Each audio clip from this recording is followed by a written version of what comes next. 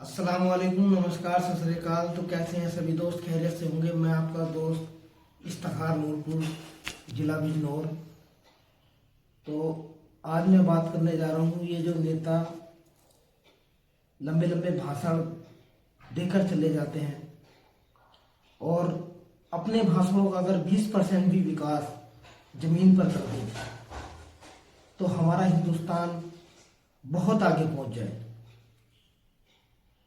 नेताजी, जब आप हमारे क्षेत्र में आने की तैयारी कर रहे थे तो उस टाइम हम आपके लिए टेंट लगा रहे थे, दरियां बिछा रहे थे, कुर्सियां बिछा रहे थे और आपके लिए नाश्ते पानी का इंतजाम कर रहे थे। तो आप भारी मतों से चुनाव जीते। नेताजी, आपने चुनाव जीतते ही अपनी कोठी बना ली, नहीं ले आए आप। हमारे लिए क्या किया? नेताजी, जब आपकी कोठी बन गई तो हमारे कच्चे मकान क्यों? जब आप गाड़ियों से घूम रहे थे तो हमारे बच्चे पैदल घूम रहे थे। नेताजी, मकान बन रहे थे तो हमारे घरों की छतें छू रही थी। जब आपके बच्चे विदेश पढ़ने जा रहे थे तो हमारे बच्चे सरकारी स्कूलों की जर्जर छतों के नीचे दबकर मर रहे थे। जब आपके बच्चे अच्छे अच्छे अस्पतालों में इलाज करा रहे थे तो उस वक्त हमारे बच्चे खांसी की दवाई पीकर मर रहे थे। जब आपके बच्चे प्राइवेट हॉस्पिटलों में छोटी छोटी बीमारियों का इलाज कराने जा रहे थे तब हमारे बच्चे लाइन में लगे हुए थे। नेताजी, जब आप हाई फाई अस्पतालों का इलाज ले रहे थे उस वक्त हमारे तमाम लोग लाइनों में लग लग कर मर गए। नेताजी, ये फर्क क्यों? ये जमीन आसमान का फर्क क्यों? दो हिंदुस्तान क्यों बना दिया आपने? एक अमीर हिंदुस्तान, एक गरीब हिंदुस्तान। एक अपने अपने लिए बनाया और एक हमारे लिए, आम जनता के लिए। ऐसा क्यों नेताजी? नेताजी, जब आप बारिश का एंजॉय ले रहे थे अपने टेरिस पर, उस वक्त हम बाढ़ में फंसे हुए थे। हम अपने घरों से पानी निकाल रहे थे। नेताजी, जब आप अपनी कोठी की टेरिस पर बारिश का एंजॉय ले रहे थे। नेताजी, ये फर्क क्यों? नेताजी, आप फिल्टर का पानी पी रहे हैं और जनता गंदा पानी पीने को मजबूर है। नेताजी, आप अच्छे अच्छे खाने खा रहे हैं और जनता चटनी से खाने को मजबूर है। नेताजी, आप अपनी जिंदगी के मजे ले रहे हैं, अपनी जिंदगी में खुशियां लुटा रहे हैं और हमें देखिए नेताजी, एक मीडियम तबके के आदमी का खुशियां शौक तो बहुत दूर की बात, जो जरूरतें हैं वो पूरी होने को तैयार नहीं है। नेताजी, आज कारोबार चौपट हो गया, इसके जिम्मेदार भी आप हैं। नेताजी, भले ही हम चांद पर पहुंच गए हों या एयरपोर्ट बना दिए हमने अमीरों के लिए, मेट्रो, बुलेट ट्रेन और वंदे भारत ट्रेन, बहुत तरह की सुविधा देश के अंदर हो गई हो, मगर आज भी हम जैसे गरीब मजदूर तबके का क्या हाल है? आज उन ट्रेनों में जाकर देखिए आप, जनरल डिब्बे में जिसमें 100 आदमी बैठ सकते हैं उसमें हजारों आदमी बैठे रहते हैं। जहां टॉयलेट की जगह जो होती है, गैलरी, उस तक में 10-10 आदमी खड़े रहते हैं। आज अपने घर जाते हुए काफी लोगों की मरने की खबर आई। बिहार जाते हुए लोग ट्रेनों से गिर गिर कर मर गए। उनकी जान की कोई कीमत नहीं। नेताजी, उसका जवाब कौन देगा? नेताजी, इतनी भीड़, लोग भगदड़ में मर जाते हैं, उनका जवाब कौन देगा? नेताजी, हमारे देश के अंदर कोई पुल क्रैक होता है तो वो उसके गिरने के बाद जब तक हादसा नहीं हो जाता, जब तक शासन प्रशासन क्यों नहीं जागता नेताजी? छतें जर्जर रहती हैं पर जब तक वो गिरती नहीं, पुल जर्जर रहते हैं, चलते रहता है काम जब तक वो गिरता नहीं। हर चीज हर घटना हादसे का इंतजार क्यों करती है नेताजी? उस हादसे से पहले ही वहां रिपेयरिंग क्यों नहीं की जाती? आपकी बड़ी बड़ी कोठियां, बड़ी बड़ी गाड़ियां, हमारे टूटे हुए मकान क्यों नेताजी? एक हाई सोसाइटियों को छोड़कर आप सड़क की हालत देखिए, आप इस सरकारी अस्पतालों की हालत देखिए, आप सरकारी स्कूलों की हालत देखिए। उन पर ध्यान कौन देगा नेताजी? विकास की जिम्मेदारी ये आप पर है। आपको हमने विकास करने के लिए चुना था, मगर आपने हमारा कितना विकास किया ये आपको पता है। अच्छा, आप कभी सोचते होंगे जब आप भाषण देकर घर गए तो आपने कभी सोचा होगा कि मैं कितने बड़े बड़े वादे करके आया हूं और मैंने क्या दिया जनता को? सोचा कभी आपने? कभी घर जाकर इस बात पर ध्यान दिया? नेताजी, आपने 100 वादे किए, 100 में से 10 भी काम कर दिए होते ना, तो आज हमारा हिंदुस्तान बहुत आगे पहुंच गया होता।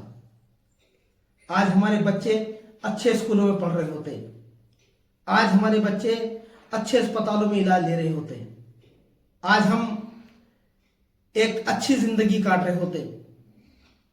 आज आपके घर दिवाली है, आपके घर ईद है, मगर हमारे घर दिवाली नहीं, हमारे घर ईद नहीं। क्यों? क्योंकि आज बेरोजगारी देखिए किस चरम पर है। आज दुकानों के हालात देखिए। मैं गूगल की बात नहीं करता या मैं नेट की बात नहीं करता, हम कहां पहुंच गए। हम जापान को पीछे छोड़ दिया या किसको पीछे छोड़ दिया, चाइना को पीछे छोड़ दिया। मैं जमीनी स्तर की बात करता हूं। आज दुकानों पर देखिए आप, दिवाली के होने के टाइम भी कस्टमर का पता नहीं है दुकानों पर। आज कारोबार से हर आदमी परेशान है। आप जब नोट की बोरियां भर रहे हो नेताजी, तो हमारी जेब खाली क्यों नेताजी? आपके बैंक भरे हुए हैं नेताजी, तो हमारे बैंक खाली क्यों है नेताजी? ये जवाब दीजिए, ये जवाब आपको देना पड़ेगा। जिस दिन मेरे जैसे युवा इस देश में आपसे जवाब मांगने लगे तो आपका घरों से निकलना मुश्किल हो जाएगा नेताजी। नेताजी, मुझे आपसे कोई शिकायत नहीं है। आप गाड़ी लो, बंगले लो, कोठी बनाओ, मगर जो पैसा सरकार आपको देती है हम पर विकास करने के लिए, तो उस पैसे को तो आप हम पर लगाइए नेताजी। अगर 100 रुपए आपको सरकार देती है तो उसमें से 80 आप क्यों खा जाते हैं नेताजी? हमारे हिस्से में 20 क्यों लाते हैं नेताजी? पढ़े लिखे बच्चे आज रोजगार को तरस रहे हैं। रोजगार दूर दूर तक कहीं देखने को नहीं मिल रहा।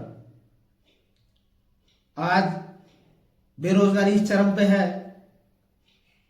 कि किसी से भी बात कर लो आप अपने आसपास के क्षेत्र में, हर आदमी परेशान है। 95% लोग की जेब में पैसा नहीं है। हर आदमी, दिहाड़ी लगाने वाला भी परेशान है। आज मजदूर परेशान है। क्यों? उनको काम नहीं मिल रहा। हर आदमी काम से परेशान है। पढ़ लिख कर लोग डिग्री लिए घूम रहे हैं, उनको नौकरी नहीं मिल रही। जब नौकरियां मिलेंगी, पढ़े लिखों को नौकरियां मिलेंगी, हालात सुधरेंगे तो खुशहाली अपने आप आएगी। तो ये फर्क क्यों नेताजी? बहुत से देशों में ऐसा है कि प्रधानमंत्री, राष्ट्रपति और बहुत बड़े बड़े मंत्री नेता साइकिलों से, मोटरसाइकिलों से घूमते हुए देखे हमने। और हमारे देश का ग्राम प्रधान भी स्कॉर्पियो से नीचे बात नहीं करता। हमारे देश में ग्राम प्रधान हाई फाई गाड़ी से चल रहे हैं। इतना बड़ा फर्क क्यों आया? भारत की 95% दौलत चंद लोगों पे है। इसका जवाब कौन देगा? नेताजी। तो ऐसे नेता भी रहे हैं हमारे देश में कि पूर्व प्रधानमंत्री लाल बहादुर शास्त्री जी अपनी गरीबी और अपनी ईमानदारी और अपनी सादगी को सब कुछ मना करते थे। जब शपथ लेने के लिए वो जा रहे थे तो उनकी पत्नी ने नई धोती के लिए उनसे कहा, तो उन्होंने अपनी पत्नी को यह जवाब दिया कि जिस देश में करोड़ों लोग फटे पुराने कपड़े पहन रहे हैं, उस देश में मैं नए कपड़े पहनकर कैसे जा सकता हूं। तो उन्होंने नए कपड़े पहनने से मना कर दिया और वो पुरानी धोती में ही उन्होंने शपथ ग्रहण करी। और एक बहुत ही अच्छे, उन्होंने कभी किसी के साथ भी, किसी गरीब के साथ अन्याय नहीं किया। आज नेता हैं, सबसे पहले अपने बारे में सोचते हैं, अपने घर के बारे में सोचते हैं, और करोड़ों करोड़ों लोग इसी इंतजार में बैठे रहते हैं कि हमारी सड़क कब बनेगी, हमारे घर खुशियां कब आएंगी, हमें रोजगार कब मिलेगा, हमारे बच्चों को नौकरी कब मिलेगी। मगर ऐसा क्यों नहीं होता है नेताजी? ये जवाब दीजिए। ये जवाब आज नहीं तो कल आपको देना होगा नेताजी। ये जवाब तो आपको देना होगा। ये आपने जमीन और आसमान का अंतर जो बना दिया है गरीब और अमीर के अंदर, ये अंतर कई हद तक मिट सकता है, मगर इस अंतर को आप मिटाना नहीं चाहते नेताजी। बहुत से नेताओं ने तो एमपी एमएलए बहुत से ऐसे हैं हमारे देश के अंदर जिन्होंने जाकर भी नहीं देखा अपने क्षेत्र में, और उनके दर्शन करे हुए भी कई कई बरस हो गए लोगों को, मगर उनके दर्शन भी दुर्लभ हैं। विकास तो बहुत दूर की बात है, उनके दर्शन करने के लिए लोग तरस रहे हैं कि एमपी साहब या विधायक साहब हमारे क्षेत्र में एक बार आए। तो इस तरह से आप नेतागर्दी इसको मानते ही नेतागर्दी नहीं, ये एक कारोबार है। इसको आपने एक बिजनेस बना लिया है। आप 5 वर्षों में आपकी संपत्ति 3 गुना, 10 गुना, 20 गुना, 100 गुना बढ़ जाती है नेताजी, और हमारे हालात क्यों नहीं सुधरते नेताजी? आप एक थकी हुई गाड़ी से फॉर्च्यूनर तक पहुंच जाते हैं और हम दिन बर दिन कमजोर क्यों होते जा रहे हैं नेताजी?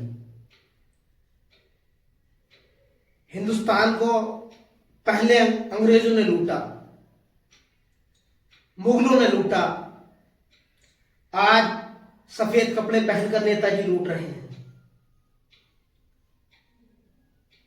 ऐसा क्यों है नेताजी? आप हमारा पीछा कब छोड़ोगे नेताजी? आप हमारे विकास के बारे में कब सोचोगे नेताजी? आपको हमारे विकास के बारे में सोचना होगा। अगर हम अपनी फरियाद लेकर आपके पास नहीं जाएंगे तो बताएं हम किसके पास जाएंगे नेताजी? जब हम आपके घर जाते हैं तो आप सुनने के लिए भी तैयार नहीं होते।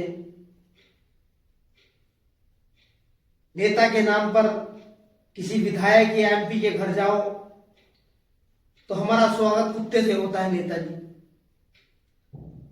कुत्ता 100 बार भौंककर चला जाता है, हम अपने घर वापस आ जाते हैं अपना पर्चा लेकर। हम करेंगे नेताजी? हम मजबूर हैं, हम किसके दर जाएं? हमारी कोई सुनने को आज तैयार नहीं है नेताजी। ये बात आपको सोचनी होगी नेताजी, हमारे बारे में भी सोचना होगा। आज जो ये जमीन आसमान का अंतर है इसको खत्म करना होगा। ये मेरे दिल का दर्द है। आज हिंदुस्तान के तमाम लोग हर क्षेत्र में परेशान हैं। किसी को इलाज कराना हो, किसी को सरकारी कोई सुविधा लेनी हो, कोई पेंशन लेनी हो, जिनकी जरूरत है उनके जिनकी जरूरत है उनके मकान ही बने, और जिनकी जरूरत नहीं जिनके मकान बन गए। काफी लोग आज भी पक्के मकान के लिए फार्म भरे, उनका नाम नहीं आ रहा, और जिनको जरूरत नहीं थी उनके मकान आ गए। ऐसा क्यों है नेताजी? आप बताइए नेताजी, हम कब तक इस तरह छल कपट के शिकार होते रहेंगे? कब तक हम अपना वोट आपको देते रहेंगे और विकास के नाम पर आपसे ठेंगा लेते रहेंगे? 1 वर्ष, 2 वर्ष, 5 वर्ष निकल जाते हैं, एक भी विकास का कार्य किए हुए आप दोबारा नॉमिनेशन करके हमारे क्षेत्र में आ जाते हो।